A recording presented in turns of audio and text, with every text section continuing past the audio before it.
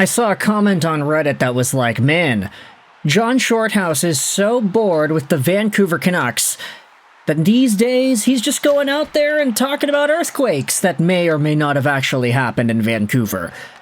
The Canucks have lost yet again, in regulation, 3-2 to the Buffalo Sabres, in a game that was ultimately Thatcher Demko's return game. And it's kind of funny because with his participation in Vancouver Canucks play, his return to action, his return to the crease, the number one narrative that everybody is talking about after this game is Quinn Hughes. Like, the game just finished, Canucks just lost. I'm here watching Sportsnet 650, not 650, excuse me, Sportsnet Pacific on my television monitor in front of me with the audio muted so I can record this video.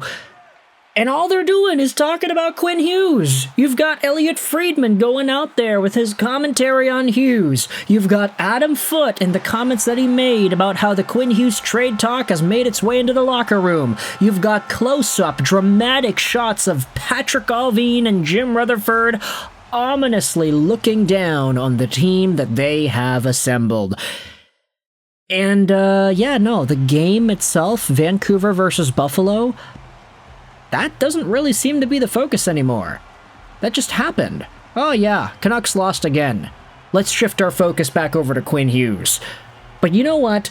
Despite the fact that the Hughes conversation is taking over all the headlines, I wanted to talk about Thatcher Demko today because Thatcher the Snatcher, his first game returning to action, led in 3 goals and got the L.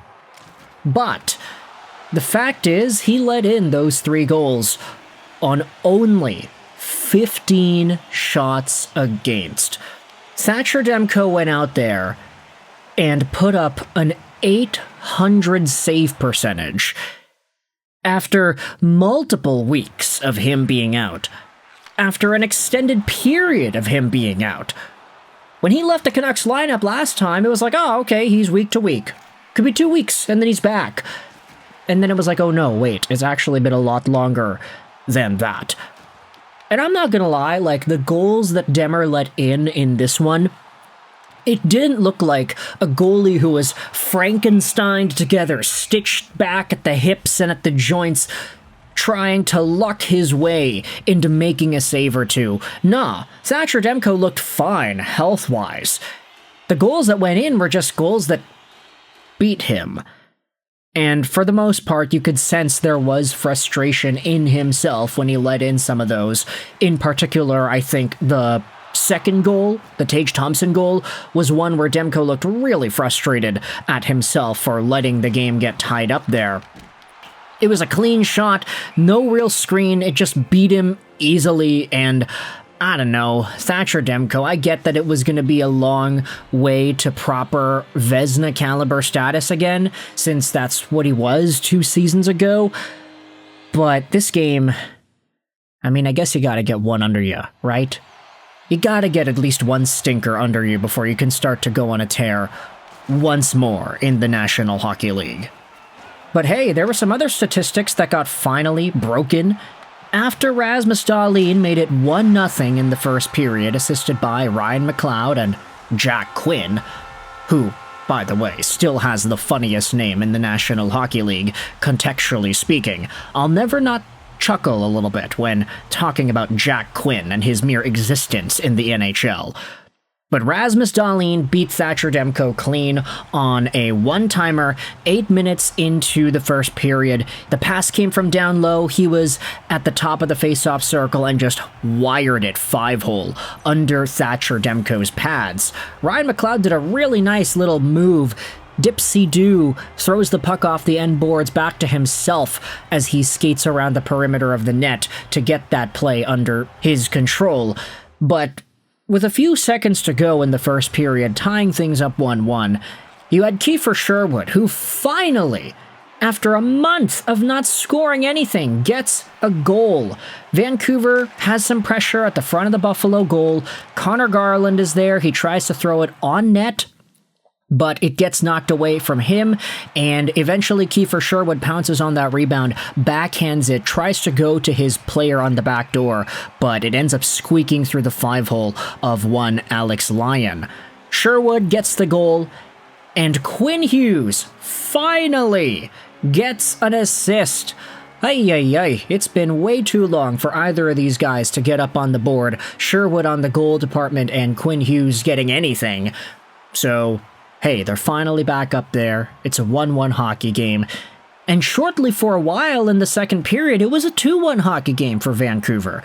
Because 6 minutes in, you got Max Sasson, who found himself in on a rush that turned into a breakaway. He ends up catching the Buffalo defenseman, I believe it was Bowen Byram, completely flat-footed, comes in on Lyon by himself, and then buries a shot 5-hole. It's a really nice goal there. Assists go out to Elias Pettersson and Jake DeBrusk.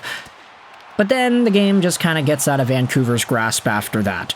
Tage Thompson scores a beautiful wrister from distance. No screen, but it beats Demko clean. And then, with 6 minutes to go in the second period, you have Zach Benson finally scoring his first goal on the year. It's been a while for Zach Benson. He's racked up so many assists, but it took until whichever game this was of the year to finally get up on the goal sheet in this season's worth of play. Thompson goes to the goal line, Josh Doan is there, Doan then centers it out for Benson, he takes a nice shot, it beats Thatcher Demko one more time. This one looked like it was low glove, if not 5-hole, one of the two. Either way, Thatcher Demko had a hole in him, and the puck found its way through there. Vancouver had some power play opportunities in the third, and then they had the empty net opportunity as well, but they weren't able to capitalize. And quite frankly, I mean, Quinn Hughes, he had 30 minutes of time on ice today. He had an assist, but the guy was taking shots from everywhere. This has become more of what we have come to expect out of Quinn Hughes. Just shot after shot after shot. It's like that old Kevin Bieksa video. Shots. But unfortunately, Quinn has not scored a goal in quite a while. Yeah, no, Rick Tocchet really did reprogram the way the guy thinks the game, didn't he? Now Quinn thinks he's a 30-goal scorer, but I guess the mentality is, man, nobody else can score on this team. I have to do it myself. Which, when you're the best player on the team by quite a fair margin, especially with Elias Pettersson out, I guess is still fair in its own right. Either way, I don't really know what else can be said about this game. Vancouver loses 3-2 at home to the Buffalo Sabres, and now conversations are starting up even more about where it is Quinn Hughes will find himself next. Let me know your thoughts in the comment section below about the Vancouver Canucks and the Buffalo Sabres game today. I hope you enjoyed this video. And bye.